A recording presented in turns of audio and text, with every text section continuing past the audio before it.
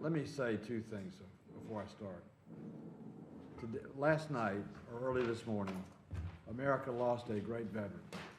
Pete Wheeler, the Commissioner of Veterans Services in the state of Georgia for 61 years, appointed first in 1954, served under 11 governors, has been given every award possible by a decorated veteran in the United States of America, and has served veterans for 6 decades. Passed away in the Atlanta Veterans Hospital at Claremont Road in Atlanta. So I want to start this meeting by paying tribute to a personal friend of mine, a veteran for life, Pete Wheeler, the Commissioner of Veterans Affairs in Georgia, who passed away earlier this morning, and know that he'll be remembered by all that he's helped and all that he's served for many, many years to come.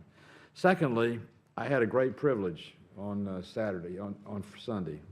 I gave the Tuskegee Congressional Gold Medal to a Tuskegee Airman, Amelia Robinson Jones, who in 1943, when there were no African Americans in the United States military in an integrated position, nor were there any women, African American women, she volunteered for the Army Air Corps and flew with the Tuskegee Airmen in World War II and broke the glass ceiling for women, broke the glass ceiling for African Americans.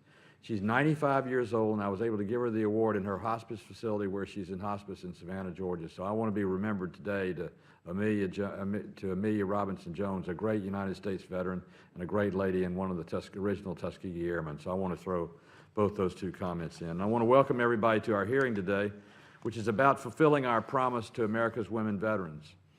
You know, up to 9.2% of our military is made up of women.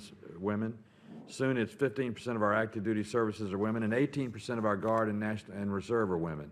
So it's growing. By the year 2020, 10.5% of our veterans will be women. By the year 2040, 16% will be women. There are 90,000 women veterans in the state of Georgia, the 5th largest women's population in the country. 1 in 5 women veterans who use VA health services have experienced military sexual trauma. Women veterans are also 3 times more likely to experience homelessness than non-veterans, and when a woman experiences homelessness, her children experience it with her. And it's important that we do everything we can to meet and fulfill the promise of women. In that weekend trip where I gave the Congressional Gold Medal and was able to visit the Savannah VA, I also saw firsthand what the VA is doing in its planning for women's services in their new CBOGs. They're doing a good job of offering mental health services, gynecological services, OB/GYN services, and the unique services that are unique to women that they need. We must ensure that our VA veterans of the military service in America, when they sever the DOD and become active veterans, members of the Veterans Society, they get the same services that a woman would expect in the private sector from the VA health services. So it's an important hearing. Women play an important role in our United States military and the defense of our country. They fight in every capacity possible. They volunteer in every capacity possible, and they do a great job. We need to make sure we're doing the same. I see the ranking members. I took a little advantage of leadership and replaced you for a couple minutes so we can get started, but it's a privilege for me to introduce our ranking member, Richard Blumenthal from Connecticut.